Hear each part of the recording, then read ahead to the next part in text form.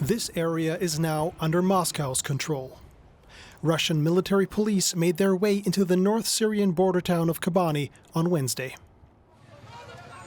U.S. troops had withdrawn from the region earlier, abandoning their Kurdish allies and making way for their NATO partner Turkey to lead a military incursion into the area. A move that faced harsh international criticism. NATO, however, has been reluctant to criticize the solo efforts of their ally. In Brussels, General Secretary Jens Stoltenberg voiced concern and called for international effort. The war has been there for years. We have seen hundreds of thousands of people being killed, atrocities, so there's an urgent need for progress for a political negotiated solution. Now Russia, which is not a member of NATO, has become Turkey's closest ally in an attempt to implement a military solution. As part of a deal struck between the leaders of Turkey and Russia, they seek to create a buffer zone in the formerly Kurdish-held border region. German Tornado fighter jets could be part of a greater international effort to stabilize the area. This is according to a recent plan by German Defense Minister Annegret Kramp-Karrenbauer. She wants to take Berlin's commitment even further. My suggestion is that we set up an internationally controlled security zone involving Turkey and Russia.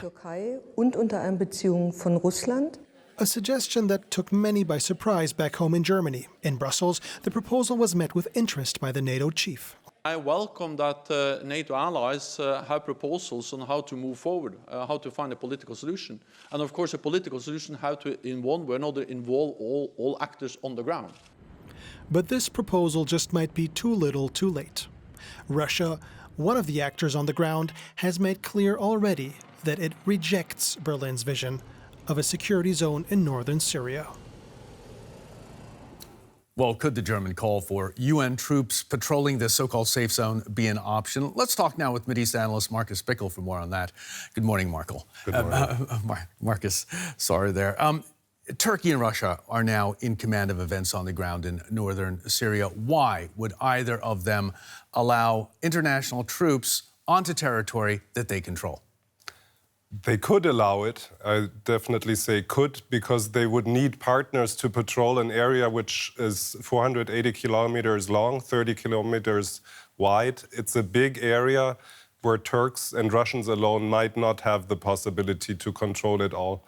And one very important thing not to forget is Syria, with its troops, wants to go into this area, an area where the Kurds are, where the YPG is. They are enemies of Syria and of Turkey, and to control this area, to bring peace there, you might need more international troops than only Turkey and Russia. Do you see German troops heading into this safe zone? It would be a very big step for Germany. Germany is in Iraqi Kurdistan with troops to help the Kurdish authorities there, but to send German troops into Syria will bring a debate into the German politics which has not been seen, which would be a major step for Germany to send actually troops into the Middle East. Okay, well, the U.S. president has given his full support to this Russian-Turkish deployment. Let's take a look at what he had to say. This was an outcome created by us, the United States, and nobody else. By the moves that we've made, we are achieving a much more peaceful and stable area between Turkey and Syria, including a 20-mile-wide safe zone. What do you make of this new positioning of the U.S., and what does it mean for Washington's presence in the Middle East? Well, first of all, Trump claiming to have reached this agreement is a joke. Trump, a week ago, announced that American troops are not going to be in Syria any longer. So to claim that the agreement between Russia and Turkey is a U.S. agreement, it's not worth the words he has said. So the Americans are out of there, the Russians and the Turks are in. That's the new situation on the ground, and this is what Trump is trying to hide. Okay, the Americans are maintaining somewhat of a troop position, though, in Syria. Where are American troops redeploying to inside Syria? They're deploying to the northeast of Syria, where a lot of the oil fields are, and they are there to protect the oil fields from being attacked by the Islamic State again, together with the Kurds. So you have a Kurdish-American small alliance still on the ground, but the major trend is America is not only leaving Syria, but is giving up the Middle East, as the whole region to Russia as the new major power in the region. Okay, the questions about Russia also touch on NATO. As far as NATO is concerned, we're looking at a completely new military realignment. Turkey engaged in a sophisticated patrolling operation with Russian troops. Now, Russia is, of course, NATO's arch rival. It's why NATO was created in the first place. What does this say about the coherence of the NATO alliance right now? NATO is not as stable anymore as it was before, and this Turkish-Russian alliance, which is forming right now, has already given signs of breaking down of Turkey being a reliable partner inside NATO.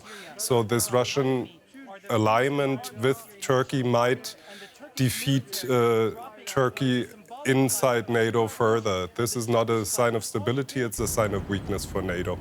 Okay, Markus Bickel, Mideast analyst for us today. Thanks so very much for that, Markus. Thank you.